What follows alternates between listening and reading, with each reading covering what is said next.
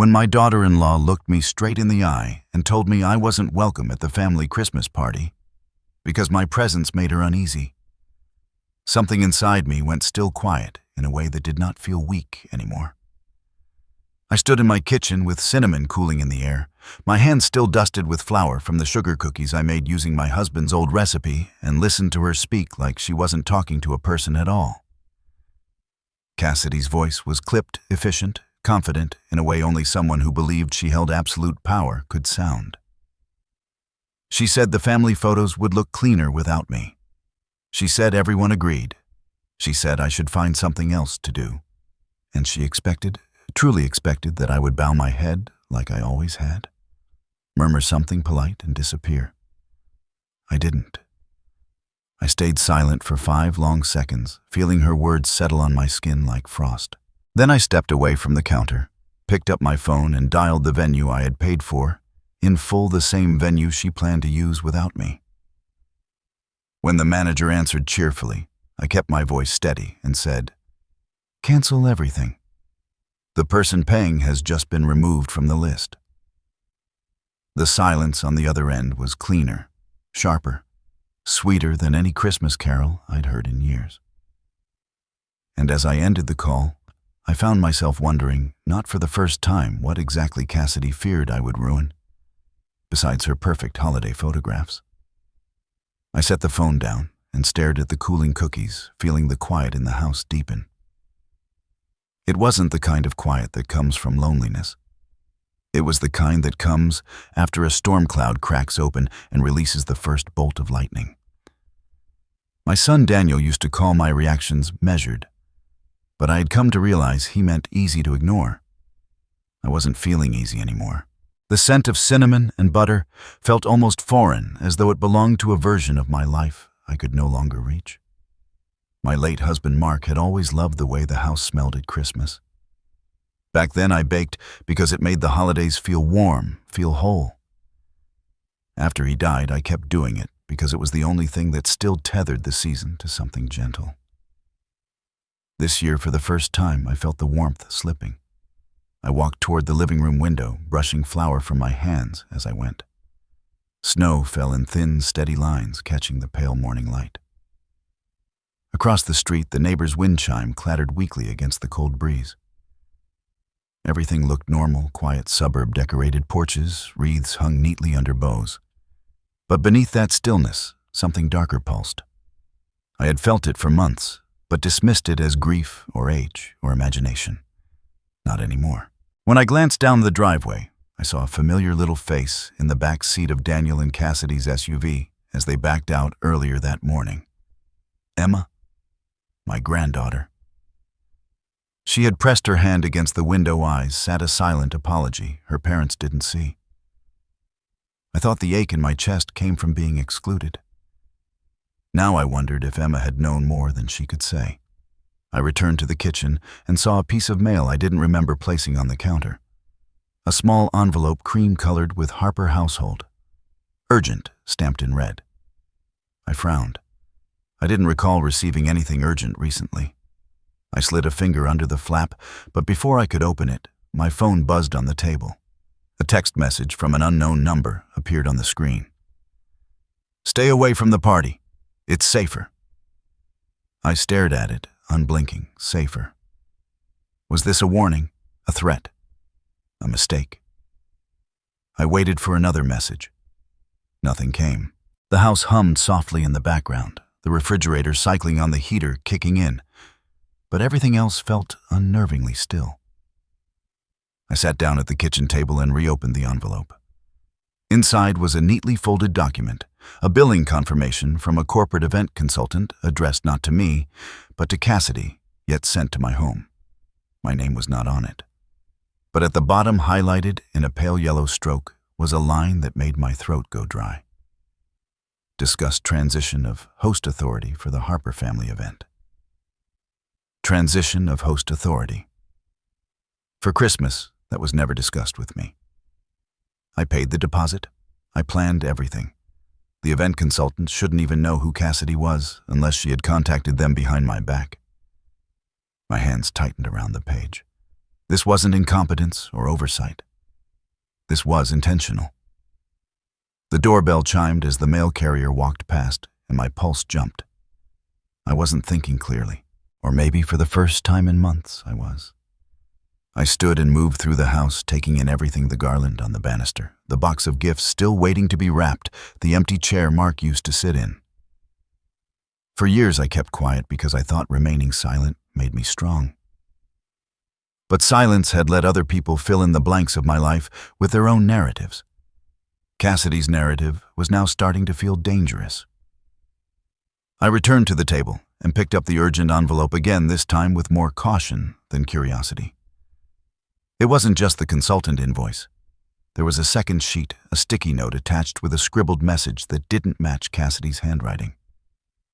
"You're being pushed out, not just from the party." My breath hitched. The words were slanted, hurried, almost panicked. Whoever wrote it didn't sign their name. A gust of wind brushed against the house, rattling the kitchen window. The moment felt suddenly heavier, as though the ground beneath me had shifted. I reached for Mark's old key dish near the door, an antique ceramic bowl he always tossed his keys into, and sifted through its contents, hoping for something that might guide me. Instead, I found a folded note I tucked there months ago, but never read, written in Mark's steady handwriting. "If anything ever feels wrong with the kids, trust your instincts." My stomach tightened. I stepped back into the living room and stared at the mantel. Pictures lined it, Mark and me at our wedding.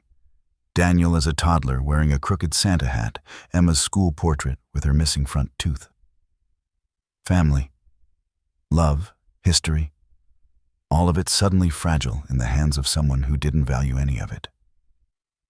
I closed my eyes, inhaling deeply. The cinnamon in the air no longer felt comforting. It felt like a memory I might lose if I didn't fight to keep it. My phone buzzed again. Another unknown message. "Don't ask Daniel. He won't tell you. If you want answers, check the venue's billing records." I swallowed hard. So this wasn't just about exclusion. It wasn't even about humiliation. This was a plan crafted with purpose. And I had been walking through it blindly. Not anymore. I grabbed my coat from the peg by the door. The cold air stung when I stepped outside. Each breath crisp, sharp, waking something inside me I hadn't felt since Mark died. Determination, strength, anger not wild but controlled. Snow crunched under my boots as I walked to the car. Across the street, the neighbor's curtains twitched slightly as though someone had been watching. I pushed the thought away, but it lingered. I slid into the driver's seat, started the car, and reached for my phone. Before I put it into the console, another message appeared. "You're not imagining it. They're making moves. Faster than you think." My hands were steady now. I dialed the venue. "Good morning," the receptionist chirped. "Crescent Pines Event Hall." "How may I assist you? My name is Elaine Harper," I said. "I need to review the billing and authorization history for the Harper Christmas event." There was a pause, just a fraction too long to be normal. "Oh, yes. One moment, ma'am." I could hear papers shuffling. A deeper voice came on the line. "Mrs. Harper, this is the manager. Are you asking about the signature updates?" My breath caught. "Yes," I said slowly. "What updates?" "The paperwork requesting the event host transfer. It was submitted last week, signed by you." My grip on the phone tightened until my knuckles whitened. "I didn't sign anything," I said. Silence. Then, "Oh." Not confusion. Recognition. As though this wasn't the first time he'd heard something like that. "Mrs. Harper," he said softly, "you may want to come in." I ended the call and sat in the quiet car, staring at the swirling snow ahead of me. The neighborhood looked the same, but everything had changed. A door had opened, and behind it was something I couldn't ignore. I started the engine, pulled out of the driveway, and glanced once more at the house that had held so many Christmas mornings. I wasn't going to let anyone take it from me. I wasn't going to let anyone take my family, my dignity, or the life Mark and I built. Whatever Cassidy was doing, whatever she thought she could get away with, she had underestimated me. That was about to change. And with that, I drove toward Crescent Pines, unaware that the first real truth waiting for me there would make everything I feared feel small. The morning after Cassidy told me I wasn't welcome at the Christmas party settled over my house like a thick, unmoving fog. I sat at the edge of my bed longer than I intended, listening to the radiator hum and trying to collect the pieces of myself that still felt steady. Snow pressed against the window in soft flurries, and for a moment I told myself this was all some bizarre misunderstanding, an emotional outburst, a bad day, something solvable with a conversation. But then the image of the forged signature on the venue transcript flashed through my mind, followed by the unknown warnings on my phone, and the hope that this was a misunderstanding dissolved. I walked into the kitchen and started the coffee maker out of pure muscle memory. The house felt strangely louder today, every sound echoing. The fridge door clicked. The heater kicked in. Outside, a car door shut sharply enough to make me flinch. My nerves buzzed in the quiet like they were waiting for someone to speak first. As I poured myself a cup of coffee, I glanced out the window and saw Daniel's car pulling out of the driveway down the street. Normally, he waved. Normally, he'd at least pretend not to notice me watching. But this time, he looked directly at my house, saw me standing in the window, and quickly turned his head away, as if caught doing something he shouldn't. A cold shiver slid down my spine. I stepped away from the window. That odd, guilty motion from my son stayed with me, sitting uneasily in my chest. I set the coffee down and noticed the envelope still sitting on the counter from yesterday, the one addressed to Harper Household. Urgent. I hadn't thrown it away yet. Something told me not to. Next to it was something I hadn't seen before, a printed sheet of paper showing the holiday guest list final version. My eyes scanned down the names. My stomach tightened. My name wasn't missing. It had been erased. In the empty space beside where Elaine Harper should have been, someone had written in small, jagged handwriting, "Resolve this C. Resolve me." I folded the paper, hands trembling slightly, and took it to the dining table. The December light through the window felt colder than usual, as though the house itself sensed something wrong. After a few minutes of trying to settle my thoughts, I forced myself to collect the rest of yesterday's mail. It had piled up near the door, ignored in the chaos. I sifted through it: utility bills, charity flyers, a real estate postcard, and then another envelope, this one misdelivered. Addressed to Cassidy Harper, delivered to my home. Curiosity sank its teeth in before hesitation had time to fight. Inside was a billing confirmation from a company named Norwick Estate Services. I frowned. Cassidy and Daniel were in their early 40s. Why would they need an estate consultant? My eyes fell on the bullet points, discussion topics, long-term transfer options, early restructuring, Harper assets, Harper assets. My breath tightened. These weren't Cassidy's assets. These were mine. These were Mark's. These were the pieces of our lives we spent decades building. A soft buzz vibrated against my wrist. Down on my phone again, another unknown number. Don't involve Daniel. He can't help you. I stared at the message until the screen dimmed. At first, I thought I was being warned away from trusting him because he wasn't strong enough to stand up to Cassidy.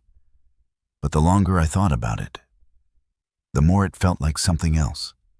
Something closer to, he's already been pulled in. The thought made my ribcage feel too tight. I grabbed my purse and car keys and drove toward Daniel and Cassidy's house. I wasn't sure what answer I expected, but I knew I couldn't sit quietly another second. Their house was decorated for Christmas white lights, outlining the porch garland twisted around the railing, a giant wreath on the door. Picture perfect, immaculate, cold. I rang the bell. Cassidy opened the door with a smile so polished it felt like plastic. Elaine. What a surprise. She stepped aside, gesturing me in. Come in, come in. Everything all right? I walked into the foyer, trying to steady my voice. Where's Daniel? Her smile didn't waver. Oh, he stepped out for a bit. Busy. You know how it is. But his jacket, his heavy black winter coat, hung on the hook by the stairs. She noticed me looking. He took the other car, she added quickly. A rehearsed line delivered too fast. I turned toward her. Cassidy, we need to talk about something concerning the event paperwork. Her expression brightened artificially. Of course, the party.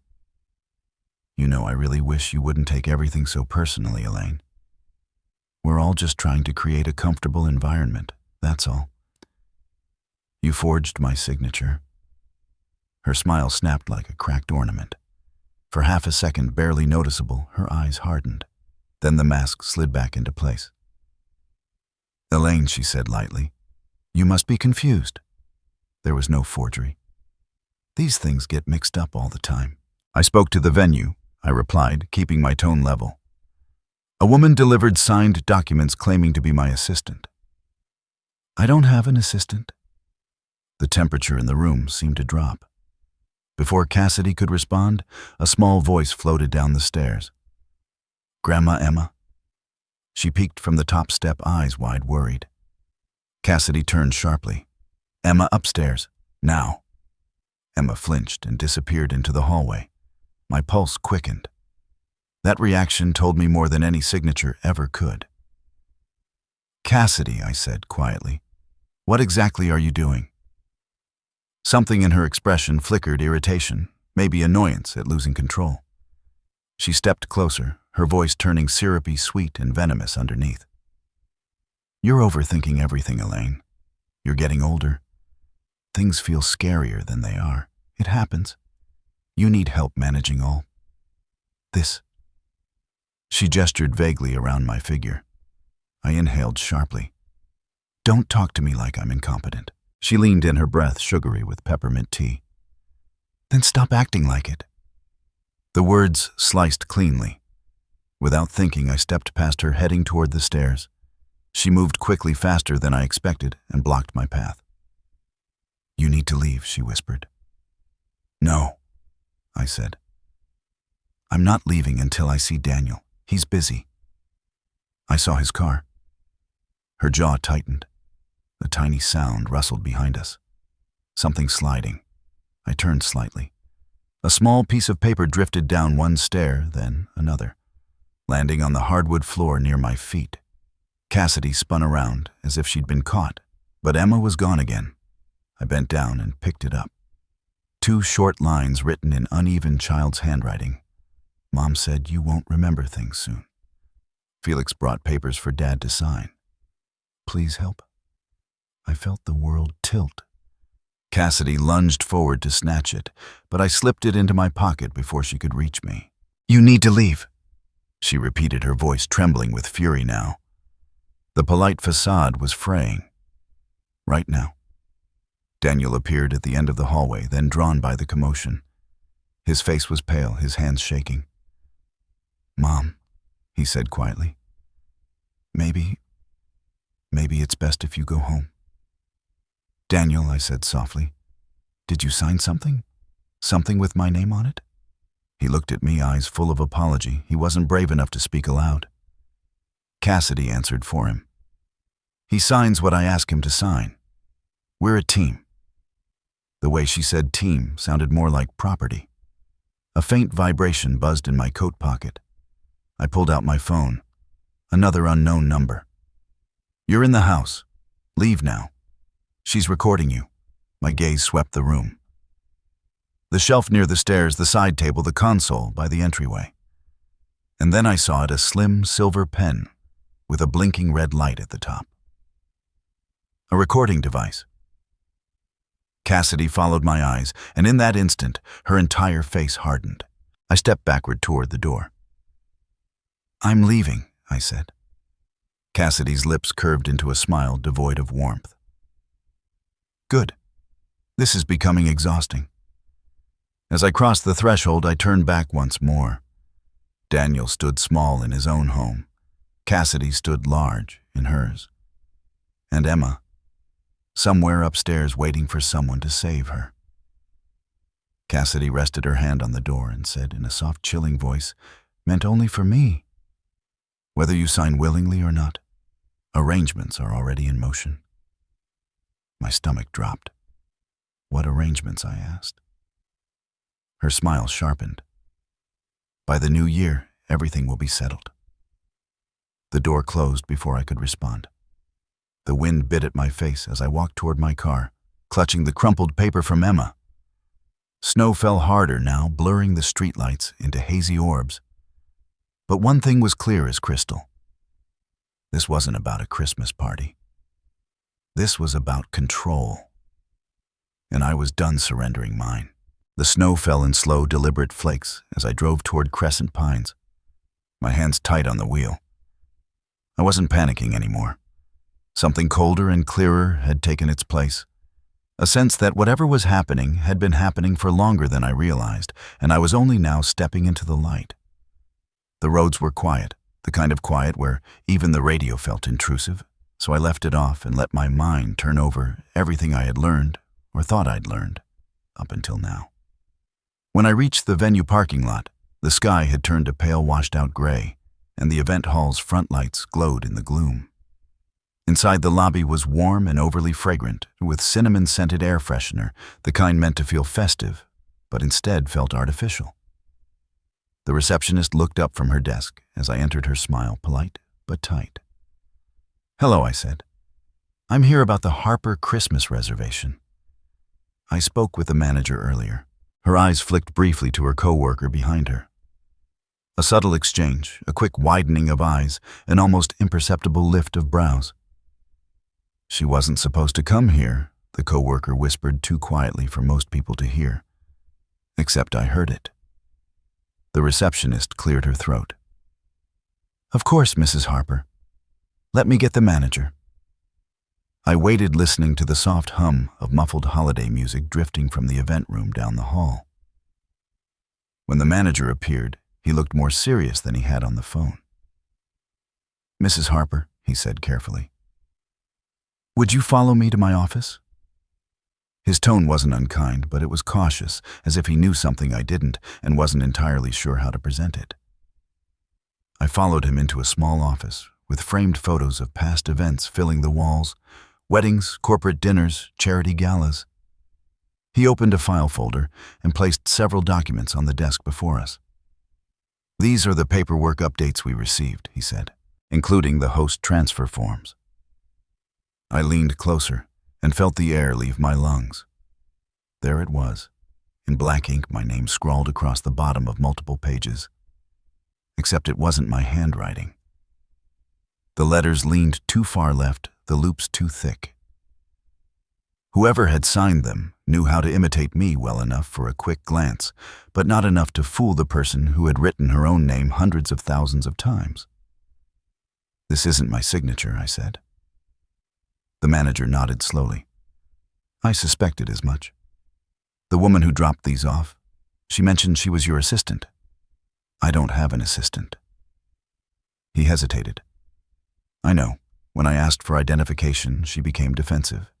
She said you were elderly and preferred she handle all legalities." The words burned.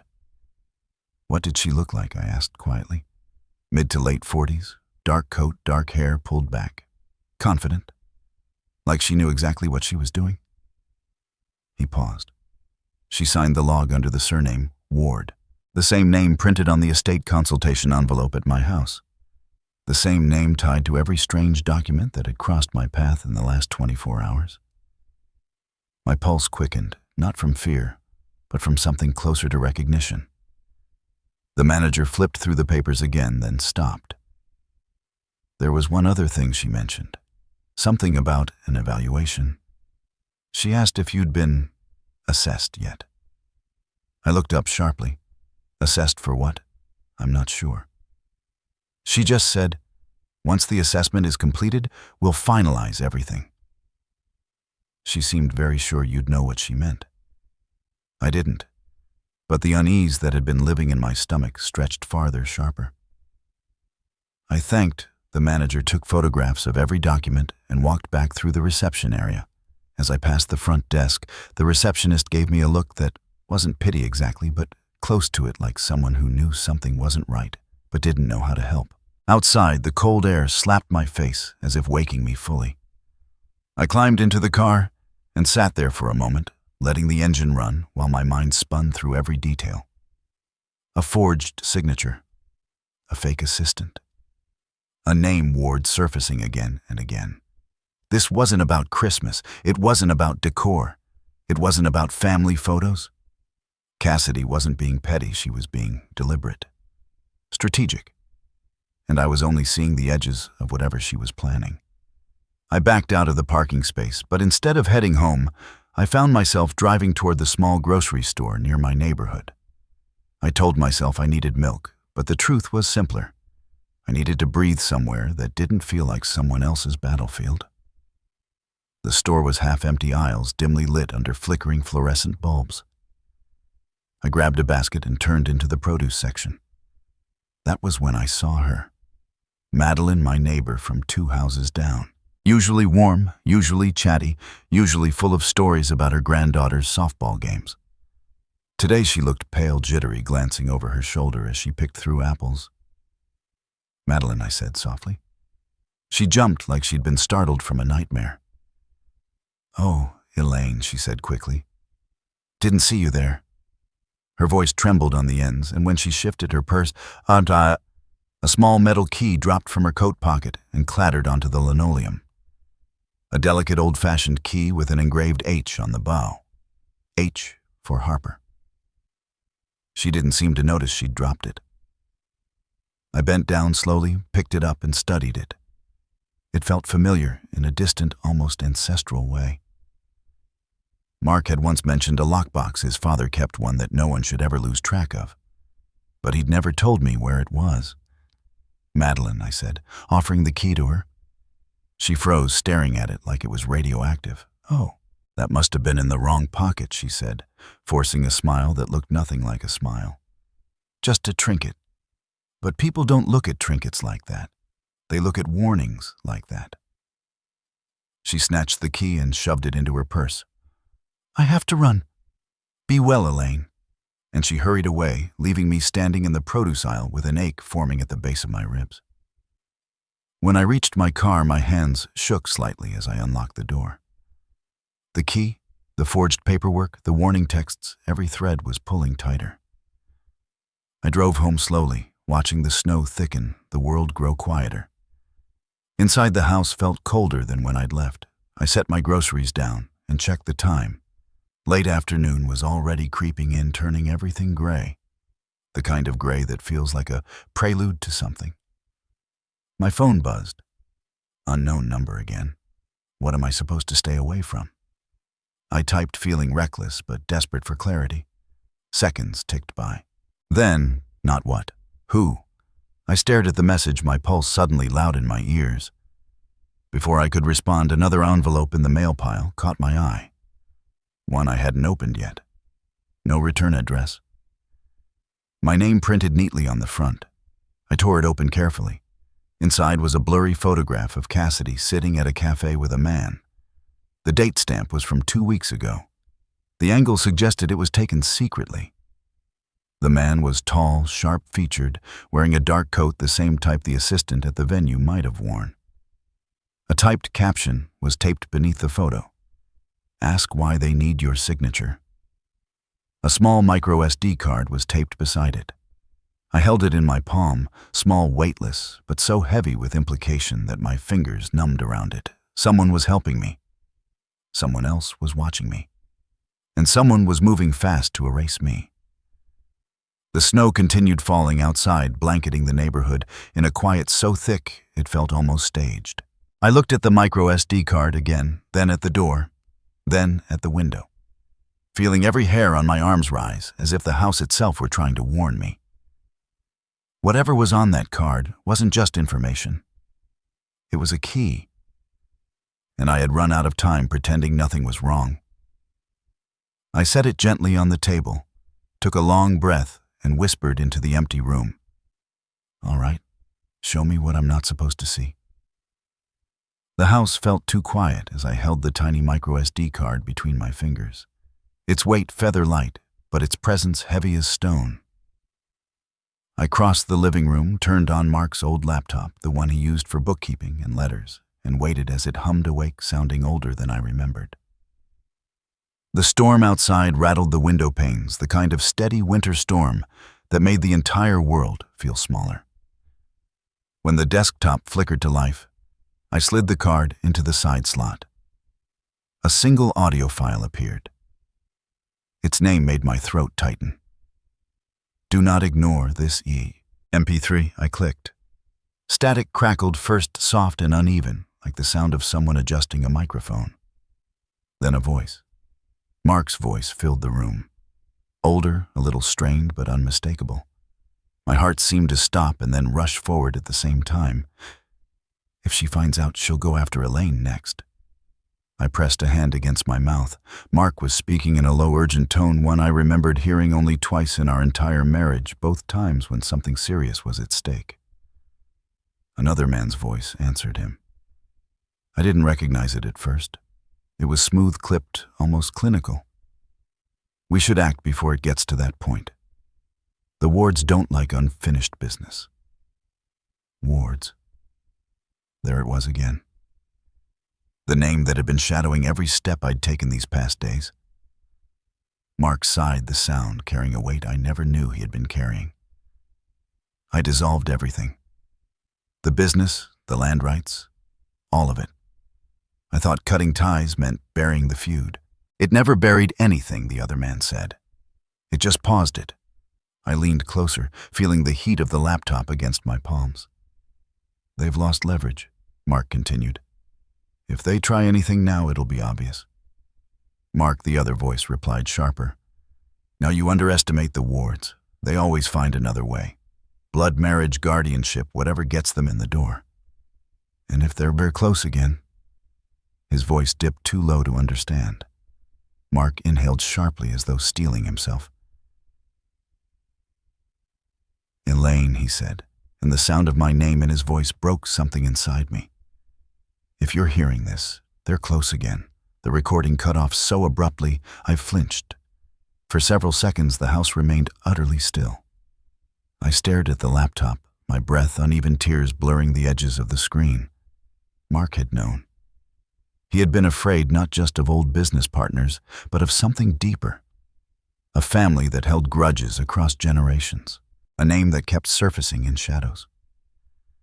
I closed the laptop with trembling fingers and sat back in my chair, staring at the storm outside. Snow blanketed the world in white, but for the first time, I understood it wasn't hiding anything. It was covering something that had always been there. I wiped my eyes and stood. If Mark had left a message, there had to be more. Something he didn't get the chance to tell me.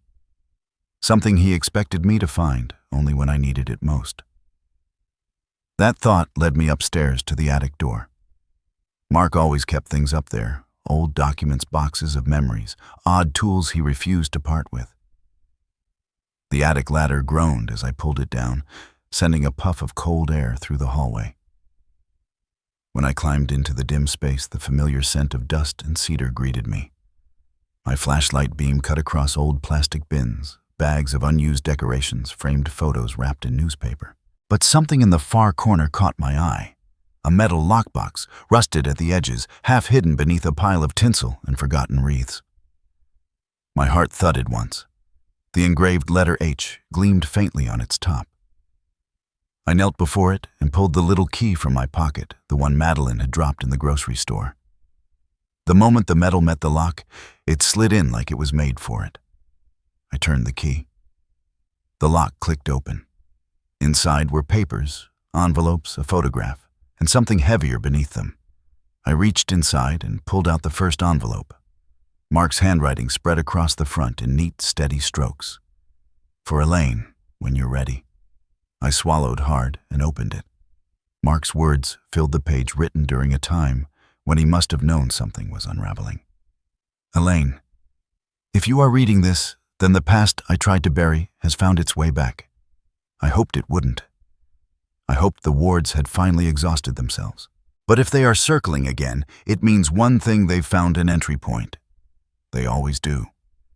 There is something you need to understand. Cassidy Ward isn't just a distant connection. She is part of the family that tried to dismantle ours. Her marriage to Daniel, it wasn't coincidence. I feared it might become strategic. I paused, the words blurring. Mark had suspected Cassidy before she even became family. Why didn't he tell me? Why didn't he warn me sooner? I kept reading. They will come after what remains of the Harper assets, whatever they think they can take or control. And they won't hesitate to target you. If I'm gone when this begins, I'm sorry. I should have told you more. I should have prepared you better. But you are stronger than you think. You must protect yourself. And Elaine, you must protect Emma. She is the one they cannot reach. She is our legacy. Guard her. I pressed a trembling hand to my chest. Under the letter lay a stack of legal documents: Harper business dissolution records, land agreements, old court filings. At the bottom was a list written in Mark's hand. People to watch: Felix Ward, Cassidy Ward Harper, Marianne Ward, Daniel Harper, influenced. Not lost yet. My breath caught on that last line. Mark had seen the shift in Daniel long before I did. He knew our son wasn't lost, just controlled, manipulated, misguided. Beneath the list was a photograph. Cassidy, younger by at least 10 years, standing beside Mark at a community fundraising event. I had never seen them together like this. Her smile was too bright, too calculated. And Mark, he looked uneasy, though trying to hide it. My pulse quickened. This wasn't a marriage story. It was a history unfolding. Beneath the photograph, I found a second key, larger, heavier, with deeper grooves. I didn't know what it opened, but I knew it mattered.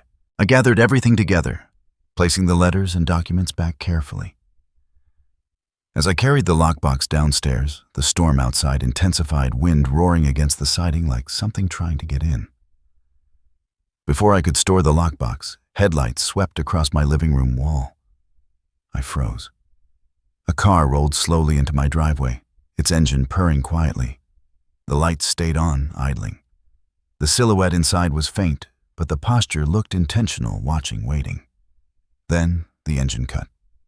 My heartbeat pounded in my ears as footsteps crunched up the walkway, slow, deliberate steps. A single knock, firm and sharp, echoed through the house. I forced myself to breathe and walked to the door. Through the frosted glass, I saw a dark shape. Not moving, just standing. I wrapped my hand around the knob but turned it slowly, and before I could pull the door fully open, a square white box was shoved through the gap and dropped onto my welcome mat. The person retreated, fast boots pounding down the steps. A dark figure sprinting toward a waiting SUV. The engine roared, tires spun, snow sprayed, and then the vehicle vanished into the storm. My hands shook as I bent to pick up the box. It was wrapped like a Christmas present. Neat red bow, crisp white paper. Inside was a single photograph. Me, standing at the venue that morning, talking to the manager. And a typed note: "Stop digging." I closed the lid slowly, the room tightening around me as the wind howled outside. For the first time, I knew without question I wasn't imagining anything. I wasn't overreacting. And I wasn't safe.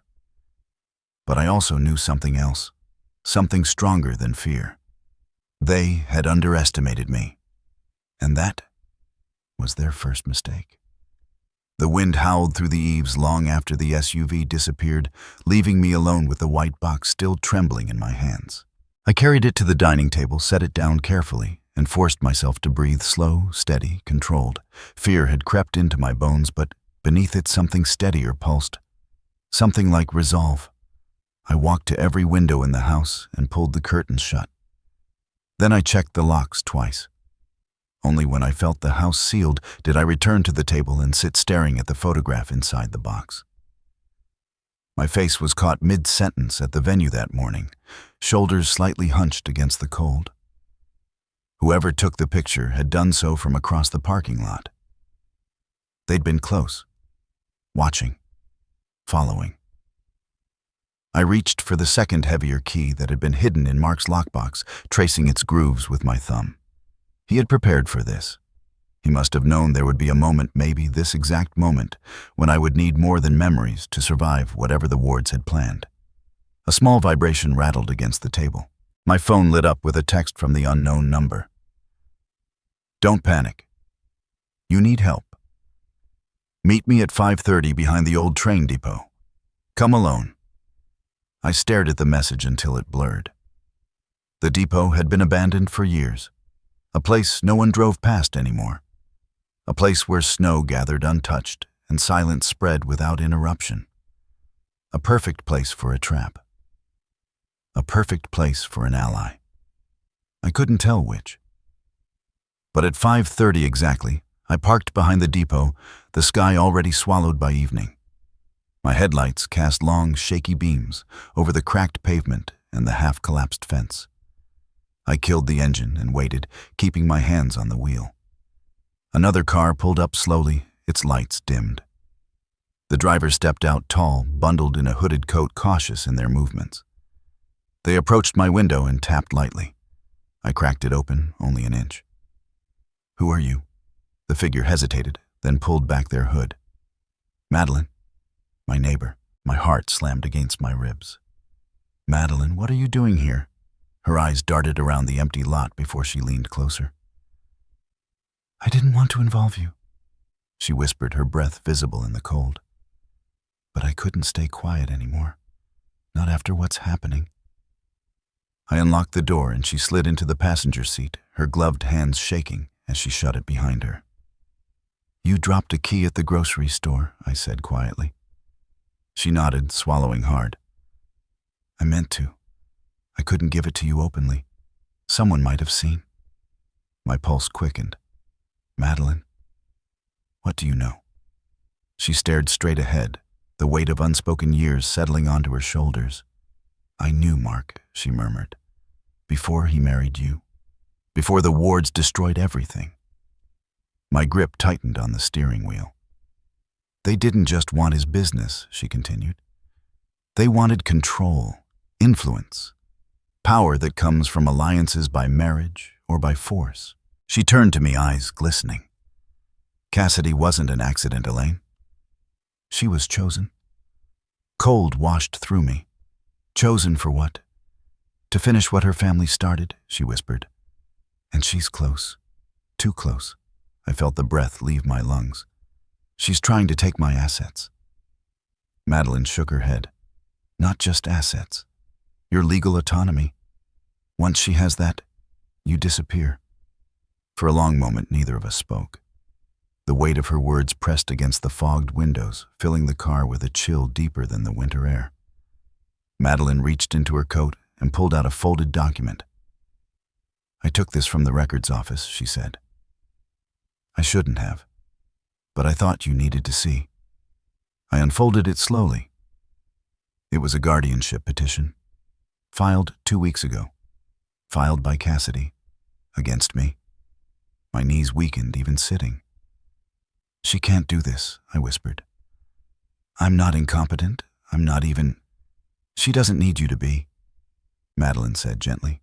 "She just needs to create enough doubt, enough rumors, enough manufactured evidence." I saw the pieces falling into place, the staged recordings in her house, the push to isolate me, the sudden insistence on help with paperwork. She wasn't starting a campaign. She was finishing one. "She'll move fast," Madeline said. "The wards always do when they think their window is closing." I closed my eyes, steadying myself. "Why are you helping me?" Madeline's breath hitched. "Because I owe Mark. He helped me once. He pulled me out of something I never should have been involved in.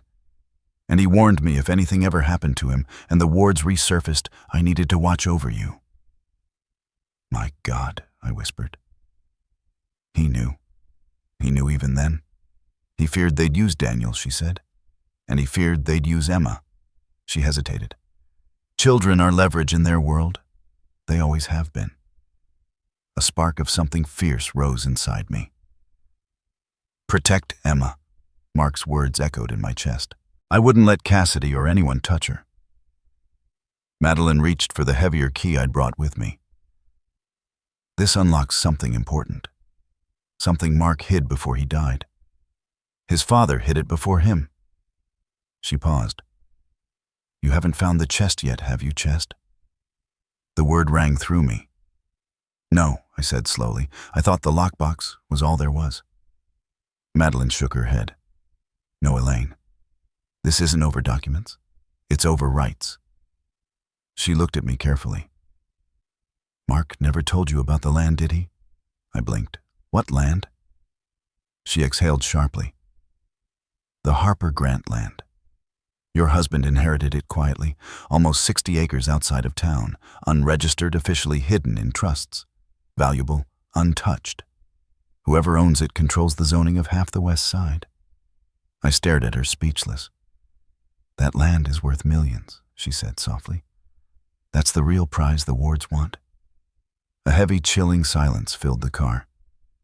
Cassidy didn't just want my house. She didn't just want the Christmas event.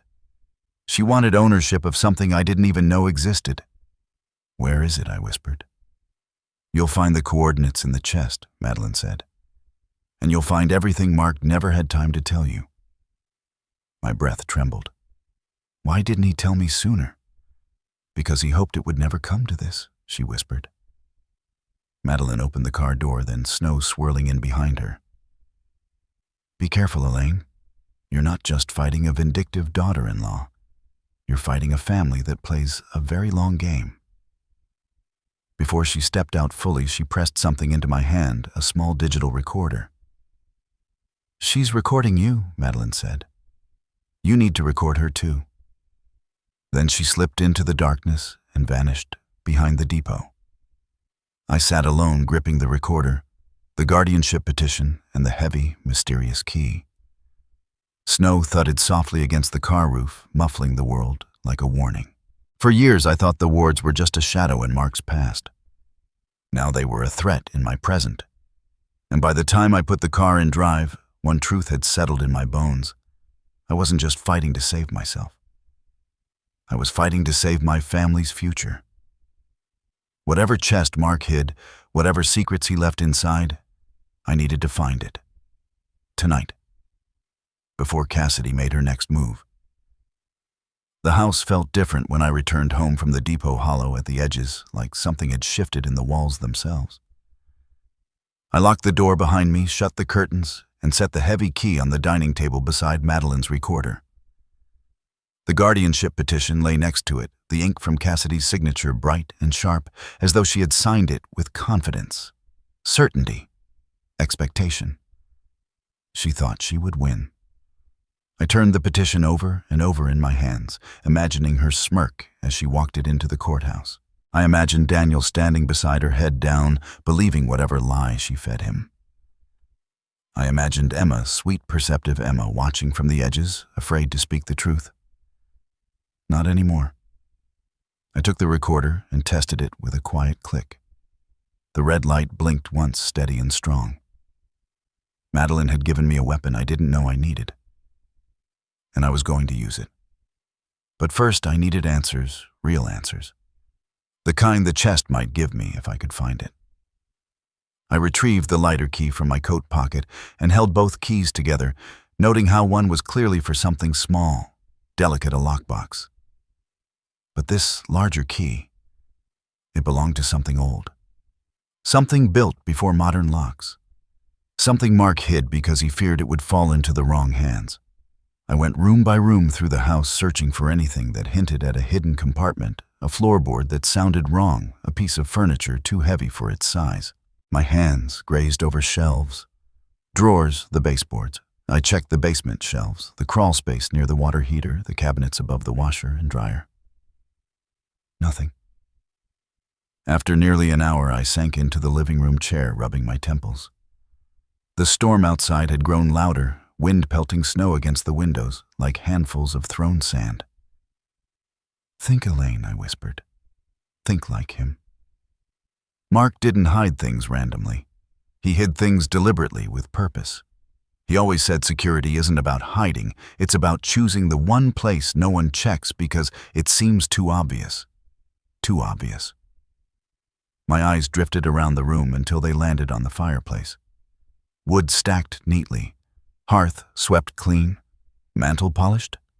Nothing unusual, except a thin metal bar on the side of the frame. Something decorative or something else. I knelt heart-pounding and pulled the bar gently. A click echoed inside the brick. The entire back wall of the fireplace shifted half an inch. My breath caught.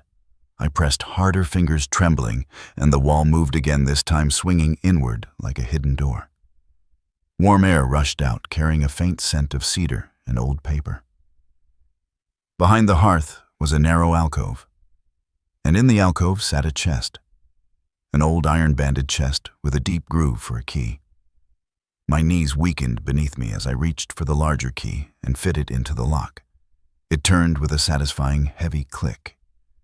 Inside the chest was a stack of documents, a leather-bound ledger, a small velvet pouch, and a sealed envelope labeled simply, "If I'm gone, Elaine, trust no one with the ward name." My throat tightened painfully. I opened the pouch first. Inside was a delicate gold necklace with a small locket. The initials M.H. were engraved on one side, and inside the locket was a folded slip of paper in Mark's handwriting. Emma. Only her name. Nothing more. I held it close, breath shaky. The ledger came next. Its pages were filled with entries spanning nearly 40 years, notes on land sales, transfers, trust arrangements, meetings, and disputes. And scattered throughout were pages titled Harper Grant Land. 60 acres. Untouched. Valuable beyond anything I imagined. And someone had been trying to seize it for generations. The more I read, the clearer it became. The Ward family once had partial claim to the land through a business partnership with Mark's father. When that partnership dissolved, the courts awarded the land entirely to the Harpers due to undisclosed wrongdoing by the Wards. They never forgave the decision. And though most of the Wards had scattered over the years, one branch remained active in the pursuit of historical correction, as they called it. The Ward-Harper marriage had been the perfect foothold. Cassidy hadn't married Daniel out of love. She had married him for land rights, for access, for the opportunity to absorb a legacy she believed her family had been cheated out of.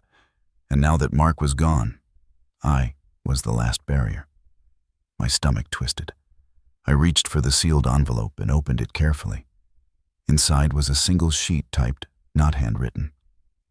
Elaine, if circumstances force you to open this chest, it means the Wards have you in their sights. I'm sorry. I should have told you more while I had time. But I truly hoped that our son's marriage would never become the wedge they needed. You must understand 3 things. 1, they will use the law before they use violence. They claim legitimacy wherever possible. 2, they will twist family loyalty into compliance. Daniel may not be able to stand against them. 3, they will target Emma next, for her inheritance, for her influence. Protect her at all costs. The land belongs to the Harpers, not them, never them. The ledger contains everything you need to fight. Do not show it to anyone unless you are certain they are not aligned with Ward interests. If I didn't say it enough, I love you. You are stronger than they've ever accounted for. Mark. I wiped at my eyes, though tears still blurred my vision. His words felt like a lifeline tossed across years he wasn't here to see. I touched the pages with something like reverence. As I closed the chest, the wind rattled the window harder, and I realized action, not understanding, had to come next. I grabbed my coat and stepped outside. Snow swirled around me as I locked the door and made my way to my car. The chest remained hidden in the hearth. The documents stayed that way too, but the locket, the ledger, and Mark's letter came with me. I needed someone who could help me interpret the legal and financial implications, someone I trusted entirely. There was only one person. Sarah Layton. A retired attorney. My oldest friend.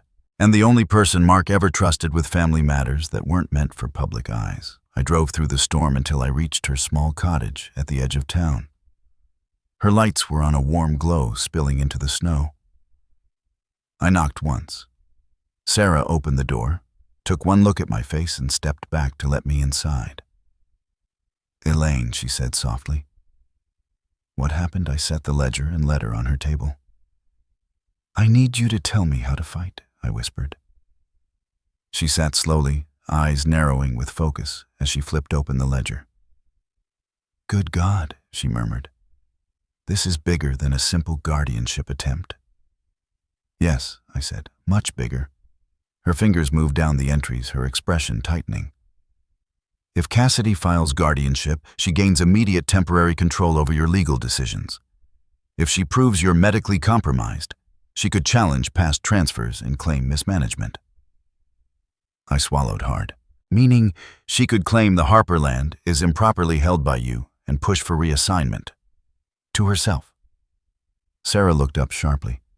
"Exactly." A tremor ran through me. "What do I do?" I asked. Sarah's voice hardened with purpose. "You gather evidence, documentation, witnesses, record her. Then you file first. You preempt her guardianship request with a fraud complaint." My breath caught. "Can I win?" She leaned forward and placed her hand over mine. "Elaine, you're holding 40 years of leverage. You have Mark's ledger. You have motive. You have threat. And you have allies." Her eyes softened. "And you have me." I nodded slowly, a flicker of strength unraveling through my ribs. Before Sarah could speak again, my phone buzzed. Another unknown message. "They know about the chest." My blood turned cold. Sarah read over my shoulder, her face paling. "We don't have much time," she whispered. "No," I said, gripping the phone in my shaking hand. "But we still have enough." And for the first time in weeks, I believed it. Sarah reacted first, snapping into motion with a sharpness I hadn't seen in her for years. She closed the curtains of her small cottage with fast, practiced movements, then switched off the kitchen light so the room dimmed to a safer shade. My phone still glowed on the table between us, the most recent message they know about the chest burning like a warning flare. "Elaine," she said, steady but urgent.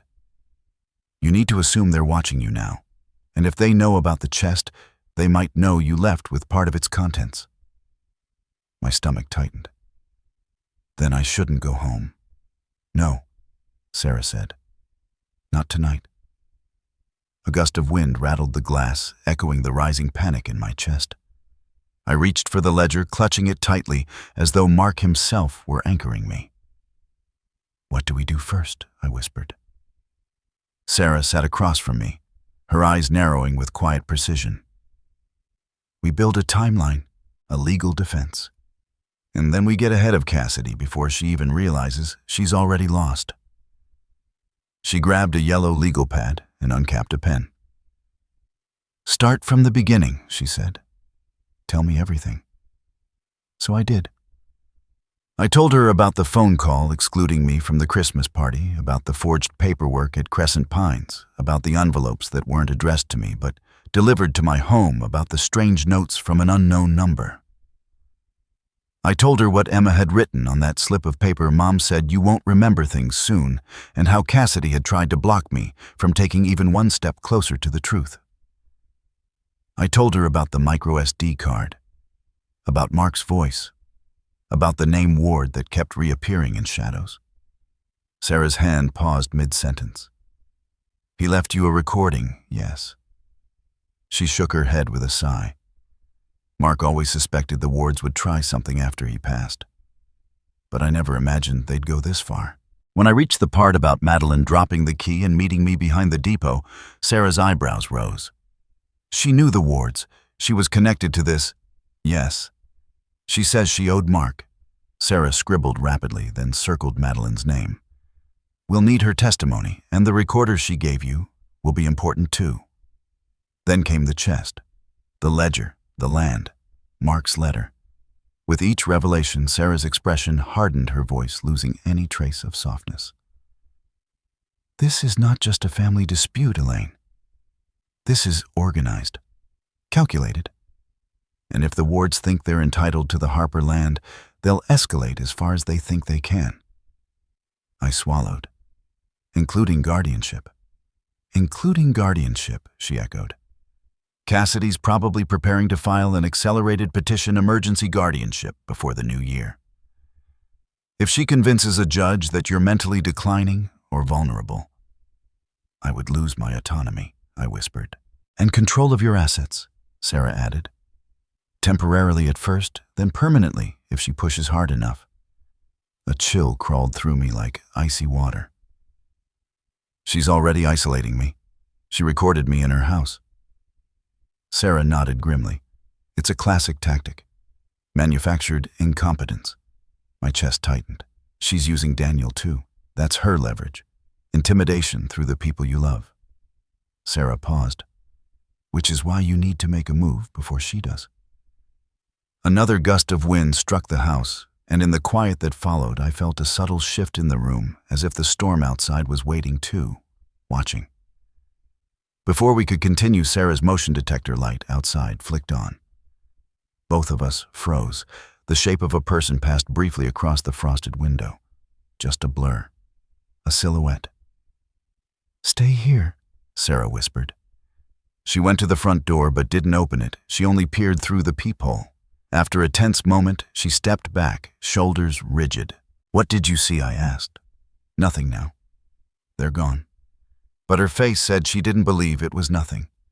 We need to call someone, I said. The police know, Sarah said quickly. Not yet. If we involve law enforcement before we have a clear case, the Wards will spin it as paranoia. It could even be used against you. I hated how logical she sounded. So what then? I asked. You gather proof, she said. Proof that they're interfering illegally, fraud, coercion attempts at guardianship without grounds. Once we have enough, I'll help you file a restraining order first, and a fraud complaint second. My breath steadied. How long will that take? Hours, she said. Not days. But we need Cassidy talking, and we need her words on record. I stared at the recorder Madeline had given me. I'll confront her. No, Sarah said sharply. Not head on, not where she controls the environment. You need to lure her somewhere neutral, somewhere she doesn't expect to be recorded. What place would that be? I murmured. And then it hit me. The Harper land. She thinks I don't know about it. She doesn't know I found the chest. She won't suspect I'd go somewhere she believes only the Wards understand. She told Daniel something about handling everything before the new year, I said quietly. What if I make her think I'm willing to negotiate the land, that I'm scared? Sarah nodded slowly. Fear makes predators careless. A spark of strength lit inside my chest. We set up the plan I would text her tonight. Say I found old documents. Say I didn't understand them. Say I wanted to meet privately. Not at her house, not at mine. At a place with open ground, where no one could hide. The old abandoned orchard on the edge of the Harper land. It had a clear line of sight in all directions, and no one else would be there in the winter. But before I reached for my phone, a low thud echoed from outside. Then another, then a scraping sound like something being dragged across snow. Sarah shot up from her chair and grabbed the small flashlight she kept near the door. We both crept toward the window, but the frost made it hard to see clearly. A shadow moved past the porch railing. A person, tall, broad-shouldered. A third thud shook the wooden steps. Then footsteps retreated toward the street, crunching through the snow until they faded. What was that? I breathed. Sarah swallowed tightly. Go check the porch. My heart hammered as I opened the door just an inch. A box sat on the top step. A flat black box with no bow, no decoration, no holiday cheer. just a single white card taped to the top. I picked it up carefully, feeling dread settle deep in my stomach. Inside lay a stack of printed photographs. Photographs of me. From today, from yesterday, from the night at the depot. Someone had followed me everywhere. The final photograph froze me entirely. Emma, taken from across her yard, bundled in her winter coat, looking toward my house. A red circle was drawn around her. A note underneath said, "She inherits everything too."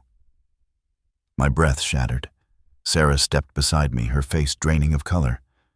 "Elaine," she whispered, "they're escalating. This isn't just about legal control anymore. They're warning you." No, not a warning, a threat. Something inside me hardened. "They will not touch her," I said, voice shaking but fierce. "Not my granddaughter, not ever."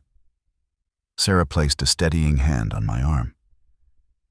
"Then we finish this. Tomorrow. We record her. We expose everything." I nodded, gripping the photographs with a trembling fury I had never known before. As I stepped back into the house, locking the door behind us, one truth surged through me with the force of a rising tide. If Cassidy thought I would break, she misunderstood something fundamental. I wasn't fighting to save myself anymore. I was fighting to save Emma, and for her, I would become someone Cassidy should have never provoked. I didn't sleep that night, not even for a moment. I sat in Sarah's guest room with the photographs spread across the bed like a grotesque collage, images of me walking, standing, driving. And that final one of Emma circled in red. Every time my eyes closed, that circle burned behind my eyelids like a warning brand. By morning, something inside me had crystallized into resolve. Fear hadn't left. It simply stepped aside to make room for fury. Sarah brewed strong coffee in the kitchen, the kind she used to drink back when she still argued in courtrooms. When I walked in, she took one look at my face and nodded grimly. "You're ready," she said. "Yes," I whispered. "I am." We sat at her kitchen table and reviewed the plan again, every detail, every contingency. If Cassidy came alone, we would let her talk until she revealed the truth. If she brought someone, I'd keep my distance and use my phone's camera as a backup recorder. If she tried to intimidate me, I'd appear frightened but cooperative. And if she made any direct threats, even implied ones, we'd take it straight to the sheriff with the evidence to back it up. By the time the clock struck 9, I had the recorder tucked into the lining of my coat and the heavier key hidden in my pocket. Not because I needed it for the meeting, because having it grounded me, reminding me who I was truly fighting for. When I finally turned on my phone, 2 new messages waited. One from the unknown number, "She's getting impatient. That works in your favor." And one from Cassidy, "We need to talk, now." I almost laughed. The timing couldn't have been more perfect. With steady fingers, I typed, "There are documents I need to show you. Not over the phone. Meet me at the old orchard at noon. Come alone." She replied almost instantly, "Fine. But this ends today, Elaine." I stared at those words, feeling the weight on every letter. "Yes," I murmured. "It does." Sarah drove me to the orchard, insisting I not go alone. She parked at a distance far enough that her car would blend behind a cluster of leafless pines, but close enough that she could sprint over if I signaled. The orchard was silent rows of dormant apple trees, stretching like skeletal sentries across the pale winter ground. The air held a sharp stillness, the kind that belongs to places abandoned by time. I stood near the old stone well at the center of the orchard, snow crunching softly beneath my boots. My breath formed thin streams in the cold air as I waited. At exactly noon, Cassidy's SUV rolled onto the gravel path. She stepped out wearing a dark wool coat, sunglasses, and a smile that struck me as too bright for a December morning. "Well," she said, approaching with stiff confidence, "isn't this dramatic?" I kept my hands clasped tightly in front of me. "I found some documents. Things I don't understand." "Of course you don't," she said smoothly, taking another step closer. "That's why Daniel and I have been trying to help you, Elaine. You're overwhelmed, confused, vulnerable. The recorder in my coat captured every word. I'm not confused, I said quietly, and I didn't call you here for help. Her smile twitched. Then why? Because I said it's time we talk honestly. She stopped walking. Then the mask began to crack. What exactly do you think you've learned? She asked, her voice sharpening. That your memory is slipping? That you've signed things without realizing that the land Mark left was, I cut her off. I never signed anything. You forged my name. Her jaw tightened, but she didn't deny it. You've been preparing a guardianship petition, I continued. Behind my back. Behind Daniel's, too. At that, she finally dropped the smile. I did what needed to be done. For my assets, I asked. Or the land, both, she snapped. Because you're standing in the way of something far bigger than you understand. I stepped back slightly, feigning uncertainty. Cassidy, what happens to me if the court grants you guardianship? She lifted her chin. You'll be placed in assisted living where you'll be safe, more comfortable. And my estate, I pressed gently. I'll handle it, she said, as if the words were a favor. The land, the house, everything you're incapable of managing anymore. I let a full silence settle. Then I said softly, but clearly, and Emma Cassidy froze. That's why you're really doing this, isn't it? I whispered. You want what she inherits, what Mark left for her, and you'll use Daniel to get it. You'll use Emma. For the first time, real anger flared across her features. Don't be ridiculous, she hissed. Emma will be fine. Better even. Without all the complications. Complications? My stomach twisted. Meaning me, I asked. Meaning all of this, she said, gesturing around the orchard. The fractured inheritance, the land rights, the Harper legacy. Once your affairs are streamlined, everything will fall into place. Finally. Her breath clouded the air in rapid bursts. She was losing control. Perfect. Your family, I said slowly, has been trying to reclaim this land for generations. She stiffened. Where did you hear that? Does it matter? I asked. It's true, isn't it? Cassidy's eyes flicked around the orchard, scanning the tree line, checking for watchers. When she found none, she stepped closer to me, too close. You want the truth? She whispered. Fine. The Harper land should have been ours. It was stolen from us. Daniel married into a legacy that never belonged to him. You married into it. But the wards, she stopped, realizing too late what she'd revealed. Then she leaned in, her voice low and venomous. You're going to lose Elaine. No matter what you think you know. No matter who you think you have on your side. You'll lose your home, your autonomy, your influence over Emma. Everything. And then what I asked, barely breathing. She smiled, a thin, cruel slice of expression. Then you disappear into a nursing facility, and we take care of the rest. The orchard swallowed the words whole. I let the silence sit for a beat. Then I stepped back and let my coat open slightly, just enough for her to see the blinking red light on the recorder clipped to my inner collar. Cassidy's face drained of color. No, she whispered. No, you didn't. I snapped the coat shut again. Oh, I did, I said, my voice steady now. And every word you just said is recorded. She lunged forward, reaching for me, but I stepped away quickly. From behind the trees, Sarah stepped into view. Enough, she said firmly. Cassidy spun, startled. This is illegal. You can't. You recorded Elaine in your home, Sarah said coldly. Ohio is a one-party consent state. She's allowed to record you anywhere. Cassidy's mouth opened and closed like a stunned fish. I took a deep breath that filled every corner of my lungs. It's over, I said finally, feeling the truth of it. I won't disappear, and you won't touch Emma. Not ever. Cassidy stared at me, fury warping her expression. You have no idea what you've started, she hissed. Neither do you, I replied. She spun on her heel and stormed back to her SUV.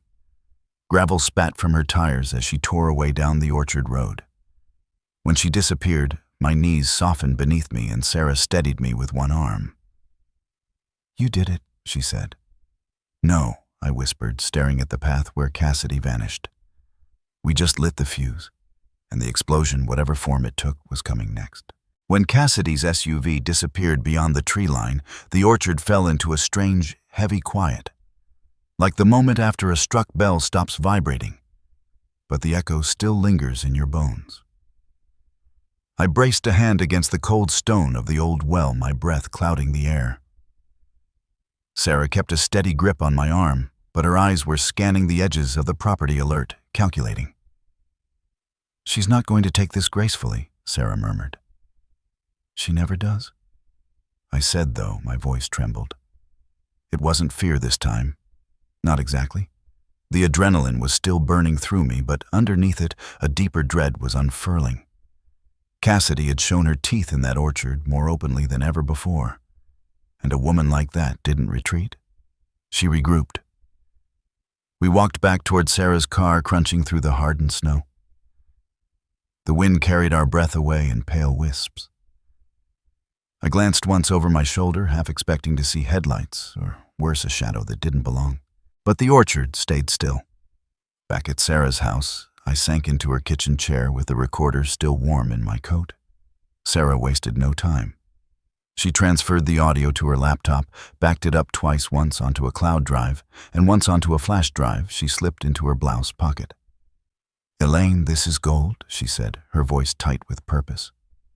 But it's not enough on its own. It shows intent, yes, but we need corroboration. What kind pattern of behavior? Financial interference, fraudulent activity, harassment. Anything that proves she's not just ambitious, she's dangerous. A chill worked down my spine. We have photographs. We have the guardianship petition she filed in secret. Good, Sarah said. But we still need one more thing, a direct connection between Cassidy and the other Ward signatures in Mark's documents. Paper trails don't lie. I hesitated. She signed under the surname Ward at the venue. That's something. It is, Sarah agreed. But I want more. We need to tie her to the past. Ward actions Mark mentioned. The ledger sat on the table like a sleeping animal full of teeth if you opened it in the wrong place. I don't know how to connect all the dots, I admitted. Sarah pulled a pen from behind her ear and tapped it against her notebook. Then we talked to someone who can. Before I could ask who her landline rang, the timing punched a hole in my chest. Sarah raised a hand. Don't say anything, she answered. Layton residence. A pause. Her expression didn't change, but her shoulders stiffened slightly. No, she's not here, she said calmly. Who's calling? Another pause, this one longer. I see. I'll pass along the message. She hung up. My voice came out barely above a whisper. Sarah. Who was that? She didn't speak for several seconds. Then she said quietly, It was Daniel. My heart stuttered. What did he want to know? If you were safe? My breath caught. Did he say why he thought I wouldn't be? Sarah took the chair across from me again, leaning forward. Elaine, something is happening in that house. And if Daniel is reaching out to me instead of you, it means he's being watched. By Cassidy. Or worse, by someone else in the Ward family. I pressed a trembling hand to my forehead. I can't lose him, Sarah. I can't lose my son. Then we're going to help him too, she said gently. But first we need to make sure he's not being used. A soft tapping at the window startled both of us. We turned sharply. Outside, in the drifting snow, a small figure stood near Sarah's porch light. Emma. Her coat wasn't zipped. Her cheeks were flushed with cold. She looked frightened, fragile, but determined. I bolted from my seat and threw open the door. "Emma." She ran to me, nearly tripping on the steps, and I folded her into my arms. "Grandma," she whispered, shivering. I ran. Mommy was yelling. Daddy was crying. Really crying. And then Mommy grabbed the phone and said something about accelerating the process. I didn't know where else to go. My blood went cold. Sarah ushered us both inside and shut the door firmly behind us. "It's okay," I murmured, brushing snow from Emma's hair. "You're safe here." Emma looked up at me with wide, terrified eyes. "Grandma, you have to stop Mommy. She told Daddy that you won't be a factor after this weekend." Sarah froze mid-step. "Elaine," she said slowly. "That means she's moving now." My pulse hammered in my ears. "What do you mean now? I mean today." "She might already be filing the emergency petition." Emma tugged urgently at my sleeve. "There's more. Mommy said Uncle Felix is coming." A jolt ran through me. "Felix," I whispered. "She mentioned him once before." Emma nodded frantically. "She said he handles things when she can't." Sarah's expression sharpened with fear. "Elaine, I need you to listen very carefully. If Felix Ward is involved, we're out of time." I felt the room tilt. "What do we do?" I whispered. Sarah pulled out her phone. "We go to the courthouse. Right now. We file a counteraction before she files hers. And we take Emma with us. She's a witness to coercion."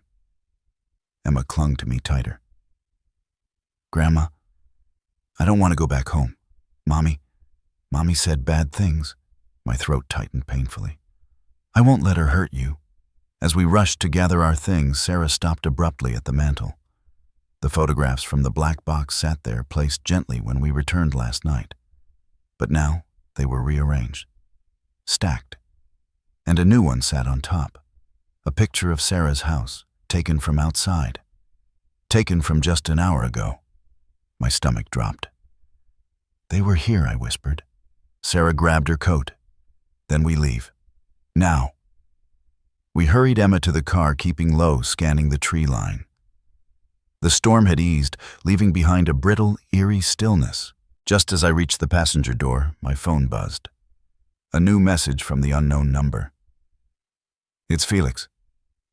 He's on his way to your house. Do not go home." My fingers shook violently. I typed back, "Who are you?" No reply. We sped toward the courthouse, the road slick with frost and patches of untouched snow. Every passing car made my heart jump. Every empty field felt like a hiding place.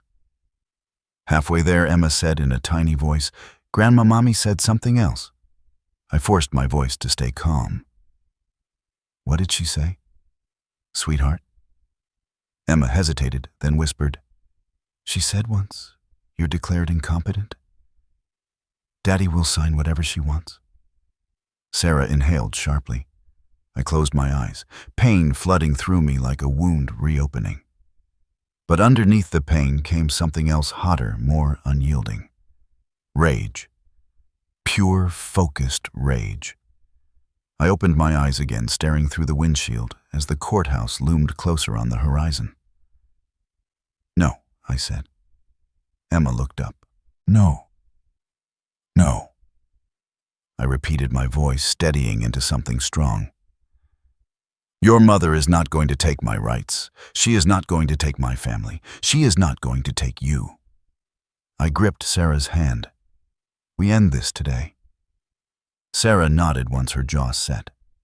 As we pulled into the courthouse parking lot, a sleek black sedan turned in behind us. It parked 3 spaces away. The license plate was from out of state. And the man who stepped out tall. Dark coat, sharp posture, Felix. Sarah's voice went cold.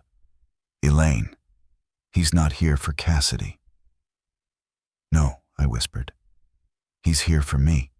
Emma tightened her hold on my arm. "Grandma," she said softly, "don't let him take you." I crouched down and pressed my forehead to hers. "I won't," I said. "Not today, not ever." Then I stood, lifted my chin, and walked toward the courthouse doors with the ledger in my bag. the recorder in my coat, my granddaughter at my side, and a storm much larger than winter rising behind me. The courthouse doors felt heavier than I remembered weighted, as if the whole building already knew the storm walking into it. I held tightly to Emma's hand as Sarah pushed the door open, ushering us inside. Warm air rushed over us, smelling faintly of paper-rolled carpet and coffee from the downstairs kiosk. It was the kind of place meant to feel orderly safe. But the moment the doors closed behind us, I felt danger pooling in the corners like shadowed water. The clerk's office was down a long hallway. Sarah walked fast, her heels clicking sharply, each step a declaration. I followed, clutching the bag that held Mark's ledger and the flash drive with Cassidy's recorded confession. Emma stayed glued to my side, her little fingers wrapped around mine with quiet desperation. We were halfway down the corridor when the hairs on the back of my neck lifted. Someone else had entered the hallway. I didn't have to turn to know who it was. Slow, deliberate footsteps echoed behind us, too controlled to belong to someone rushing to file paperwork, too assured to belong to someone unsure of where they were going. Felix? Sarah didn't look back, but her shoulder tensed. "Stay focused," she murmured. "We go straight to the clerk. You don't stop. You don't speak to him. Not one word. Do you understand?" "Yes," I whispered. Emma nodded silently. We reached the office just as a woman behind the glass partition was sliding a stack of documents into a bin. Sarah stepped forward. "We need to file 2 things immediately," she said. "An affidavit and a fraud complaint concerning a guardianship petition filed under false pretenses." The woman blinked. "A guardianship petition filed today." "Filed soon," Sarah said sharply. "We're filing a counteraction before it hits your desk." The woman nodded, rifling through her drawers. Your attorney, Sarah, placed a firm hand on my shoulder. "I'm acting as counsel for Mrs. Harper temporarily until she secures formal representation." "Of course." The woman slid forms through the opening in the glass. "Fill these out and I'll have a deputy clerk notarize them." I took the papers and a pen, lowering myself into a nearby chair. My hands shook only slightly as I began writing. Name Elaine Harper. Respondent Cassidy Ward Harper. Cause fraud, coercion, attempted exploitation, undue influence. My chest tightened as I wrote the words. Seeing them on paper made everything feel painfully real, but also strangely empowering. I continued filling out every line, every date, every detail I could remember. The hallway behind me remained quiet until a soft rustle of movement made me stiffen. I turned slowly. Felix stood a few feet away, his hands clasped behind his back, as if he were waiting for a train instead of stalking prey. His coat was immaculate, his expression unreadable. His eyes, cold gray with a faint ring of ice blue, held mine without blinking. A predator assessing a boundary. "Ms. Harper," he said, politely, voice smooth as polished stone, "you've caused quite a delay in our process." Emma stepped closer to me, grip tightening. Sarah moved between us instantly. "Leave," Sarah said. "Right now." Felix offered a thin smile. "You misunderstand. I'm here to facilitate matters." "I'm sure you are," Sarah snapped. "But Elaine is under my legal advisement, and you are trespassing into a process that does not concern you." Felix lifted a brow. "It concerns me greatly. This family has history with the Harpers." He paused. "Unsettled history." Sarah stepped closer, chin lifting defiantly. "And attempting to exploit a grieving widow is your way of settling it." He didn't flinch. "I do what is necessary for my family's stability." "That's funny," Sarah replied calmly. "So do we." I felt my voice return steady and quiet. "You've been watching my house."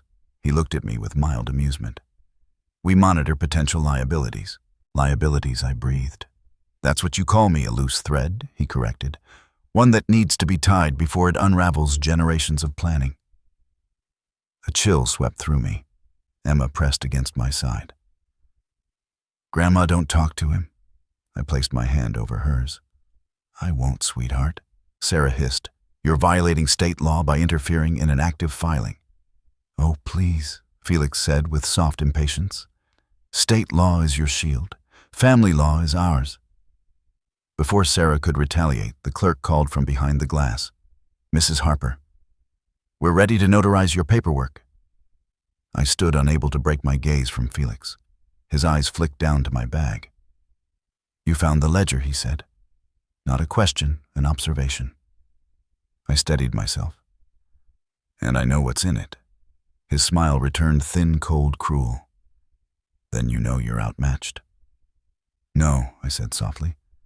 "Just underestimated." Sarah touched my arm. "Elaine, now."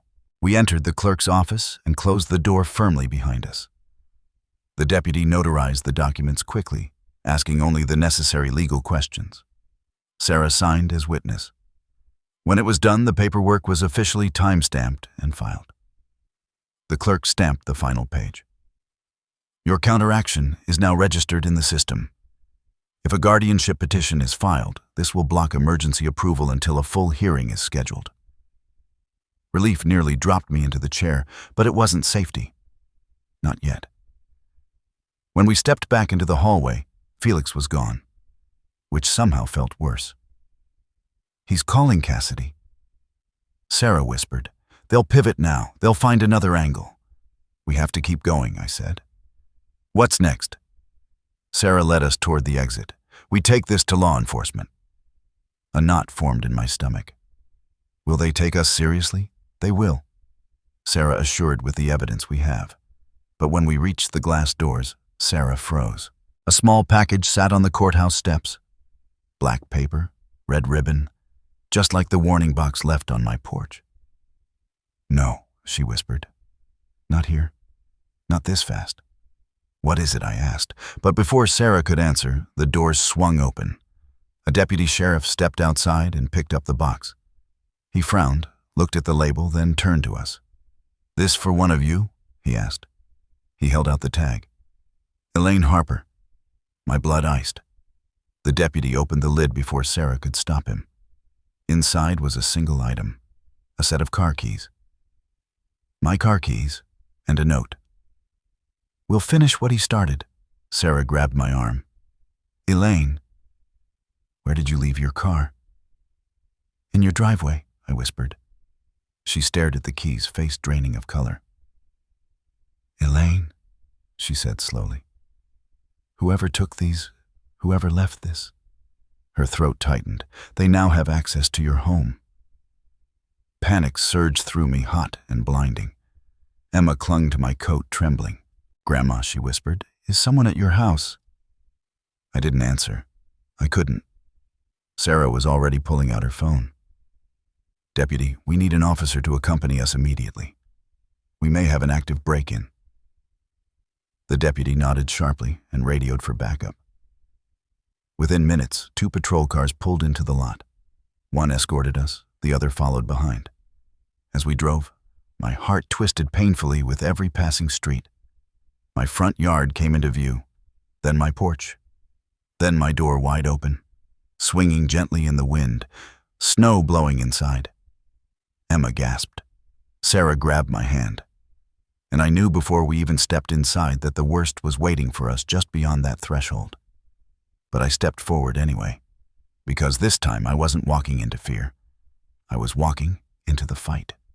Snow had blown in across the hardwood floor, making a thin, glittering trail from the front door into the dimness of my living room.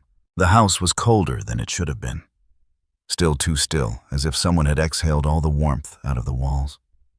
A deputy stepped past me with a hand on his holster, his flashlight cutting a thin beam across the floor. "Stay behind me," he said quietly. I didn't argue. Sarah guided Emma to the threshold and held her close, shielding her eyes as much as she could from the unsettling scene. But Emma was trembling, and I felt guilt coil through me so tightly it stole my breath. This was supposed to be the one place she felt safe. Now even my home had been violated. The deputy signaled for us to stay where we were and moved deeper into the house. His partner moved to check the back rooms, leaving faint footprints in the snow scattered across the rug. I clutched the strap of my bag, the ledgers still inside, and scanned the room, At first, nothing seemed visibly disturbed. No overturned furniture, no shattered glass. But then my gaze fell to the mantel. The framed family photographs had been rearranged again. And this time one was missing. The picture of Mark from our 25th anniversary gone. A cold prickle crept up the back of my neck. Clear, the first deputy called from the hallway. No one inside. He approached slowly. "Mrs. Harper, you can come in now." Sarah took a slow step forward, but I lifted a hand. "Wait here with Emma."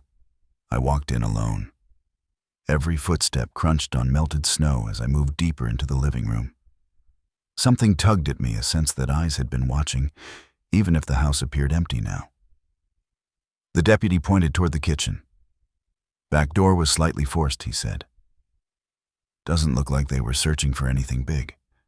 More like they were sending a message." He sounded reluctant to speak the last 3 words. A message. My gaze drifted toward the hearth, the secret alcove behind it, where Mark's chest still sat. My pulse quickened. Had they found it? Had they taken anything? I knelt, fingers tracing along the bricks, until I found the metal bar again. I pressed it gently. The back wall shifted. I held my breath and pulled the panel inward. The chest was still there. But the envelope with Mark's letter had been taken out and placed neatly on top, as if someone wanted me to know they'd gone through it. The contents appeared untouched, but someone had lifted it, opened it, perhaps even read the words meant for me alone. A deep anger, sharp and precise, replaced the fear that had been lodged in my throat. "Deputy," I said, standing slowly. "They didn't come here for theft. They came to intimidate." He nodded grimly. "We'll dust for prints." But if these intruders were professionals, they won't leave any. "Professionals," Sarah echoed. "Lovely." The deputy exhaled. "Look, Mrs. Harper, do you know anyone who might try to pressure you legally? Financially, anyone who might want something from you?" My jaw tightened. One name came instantly. "Cassidy," I said. "And her Uncle Felix." The deputy wrote the names down without hesitation. But Sarah added, "If they're involved and if they know how to skirt the law, this isn't just a domestic dispute. This is premeditated coercion." The deputy nodded. "We'll increase patrols, but until we have evidence of direct criminal intent, our hands are limited." Limited? That word struck something inside me. Emma tugged gently at my sleeve. "Grandma, look." She pointed toward the dining table. A single envelope lay on the wood. Cream-colored, thin, no stamp, no return address. Someone had placed it there after entering my home.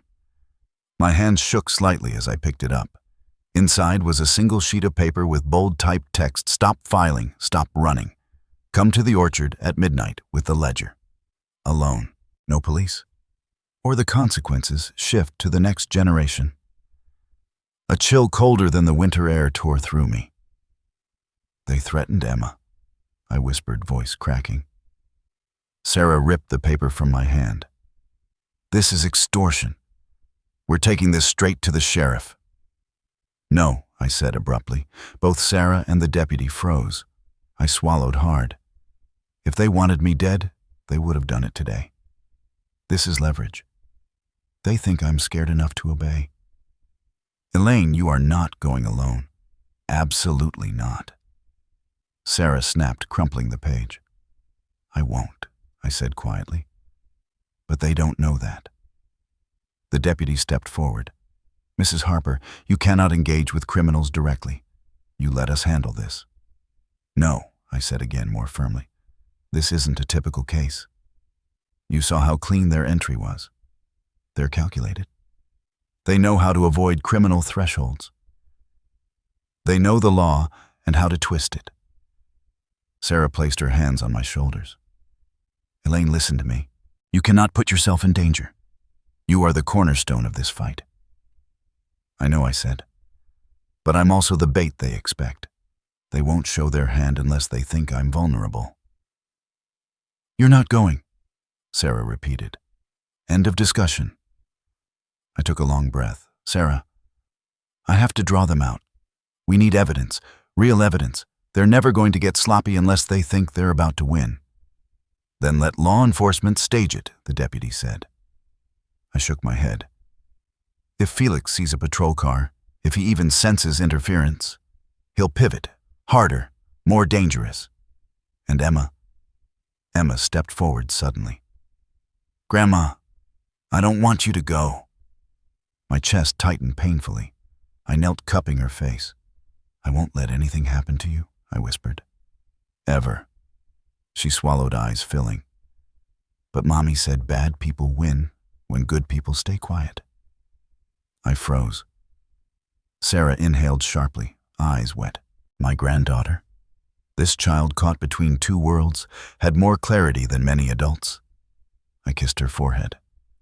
We're not staying quiet, but we're also not walking into danger blind. Sarah crossed her arms. Then what exactly are you proposing? I straightened slowly. We make them believe they've cornered me, but we control the environment. A setup they don't realize is a setup. Sarah frowned. Meaning, the orchard, I said. It's isolated, but it also has clear vantage points. Trees thin enough to hide officers, a ridge overlooking the property.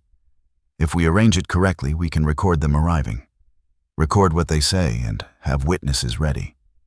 The deputy's brows lifted. We can place plainclothes officers. They won't be seen. Sarah hesitated, thinking. But you can't be alone. I won't be, I said. You'll be with me, hidden but close. And Emma? Sarah asked. She stays with the sheriff, I said immediately. She doesn't go anywhere near the orchard tonight.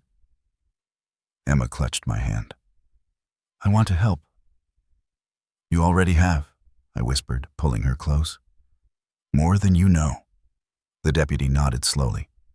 If we do this, we need at least 3 officers, maybe 4. We need backup a mile out. Radios on silent, body cams rolling. Sarah met his gaze. Can you arrange it by midnight? He looked at the threatening letter again. Yes, he said. We can. My pulse steadied. For the first time since this nightmare began, we weren't reacting. We were planning. And Mrs. Harper, the deputy added, turning toward me. You need to be ready. They will try to intimidate you, manipulate you. They may even pretend they're trying to help. Don't fall for it. I won't, I said. Then I forced my fear down and let something far stronger take its place. Tonight, I whispered, they think they're ending this.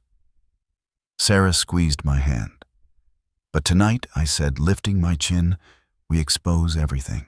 Outside, the wind howled across the yard, sharp, icy, like the world itself bracing for what midnight would bring. And inside my chest, a different kind of storm finally settled into clarity. I was ready. Snowfall thickened as midnight approached, settling over the orchard like a shroud. The apple trees stood bare, brittle silhouettes against a sky so black it seemed to swallow the horizon. I stepped out of the patrol car with the ledger tucked securely beneath my coat and the recorder already running. Sarah emerged behind me, her breath misting in the cold as she gave the officers their final instructions. 4 plainclothes deputies positioned themselves around the perimeter, 2 behind the ridge overlooking the orchard, 1 behind the abandoned shed, another concealed among the trees. Radios muted, cameras rolling, lights off, engines killed. Only the wind moved.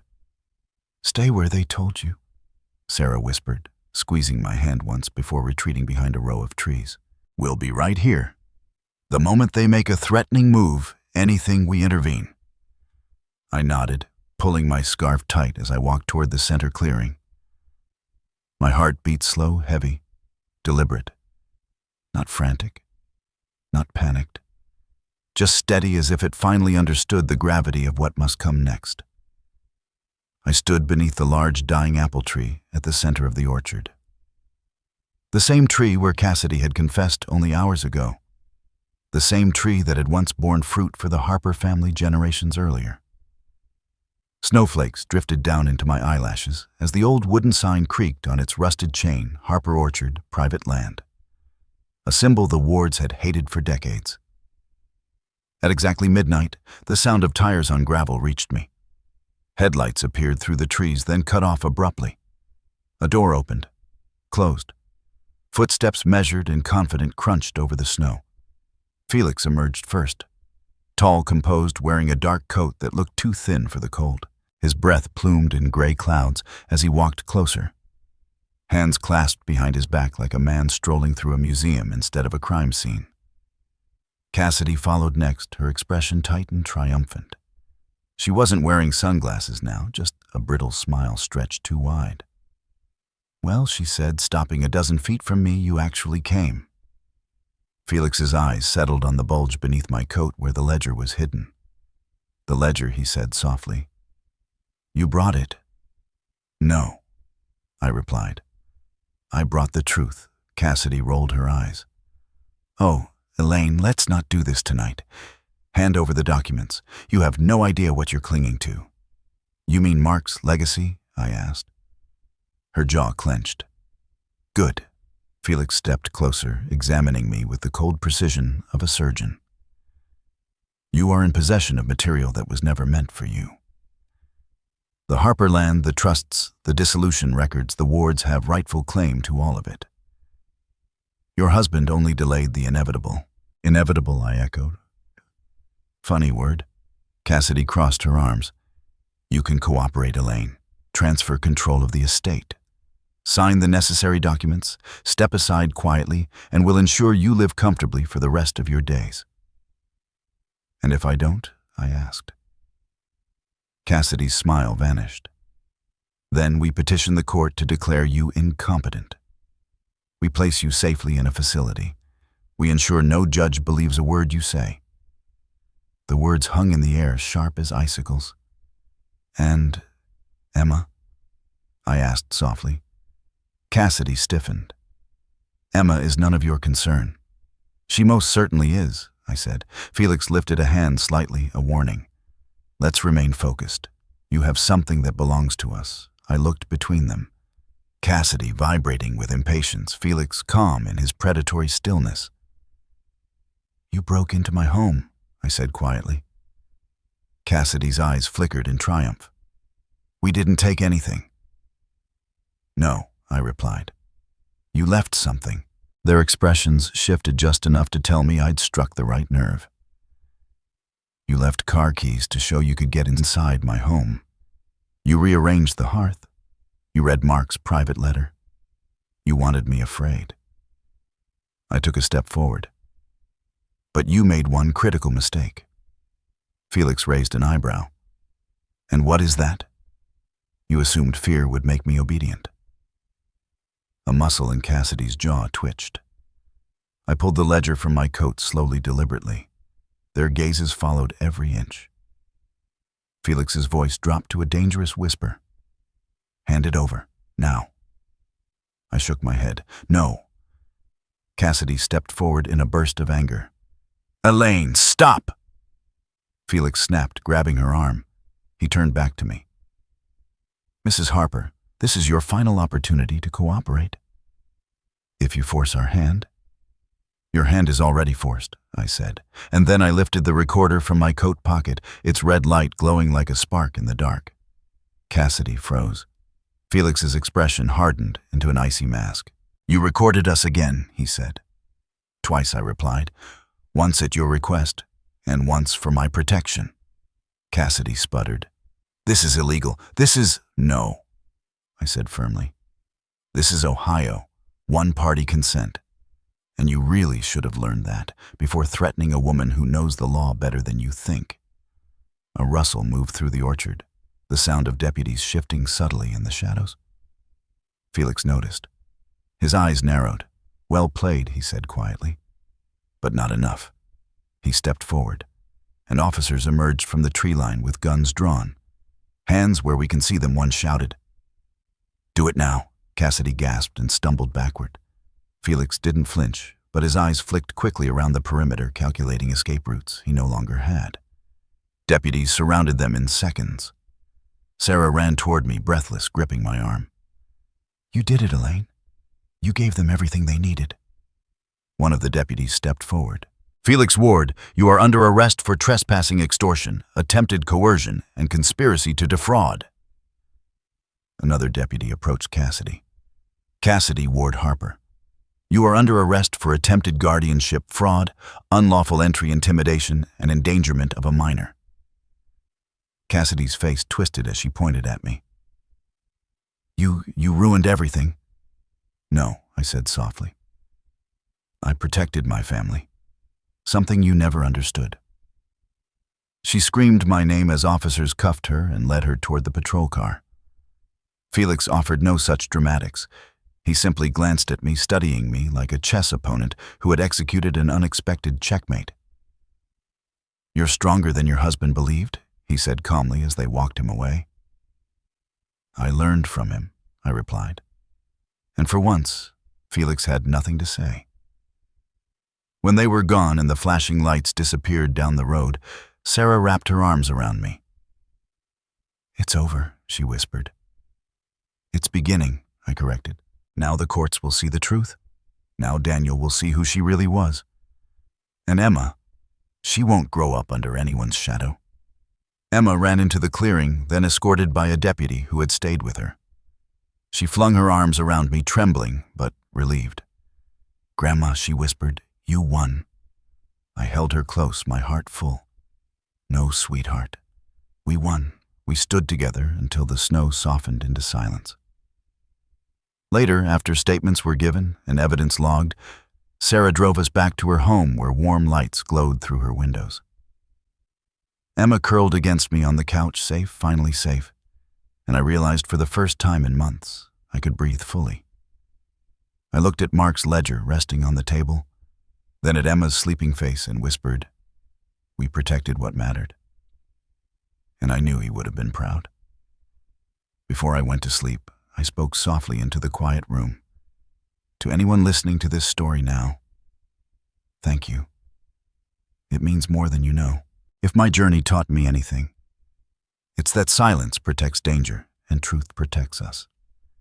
So if you've faced something similar, if someone has tried to take what's yours or make you feel powerless, share your experience. Tell your story and stay with this community of brave souls who refuse to be erased. Your voice matters. Your fight matters. If you found strength in this journey, please like, comment, and subscribe so we can keep shining light on stories like this. I read every message and everyone reminds me none of us are ever truly alone.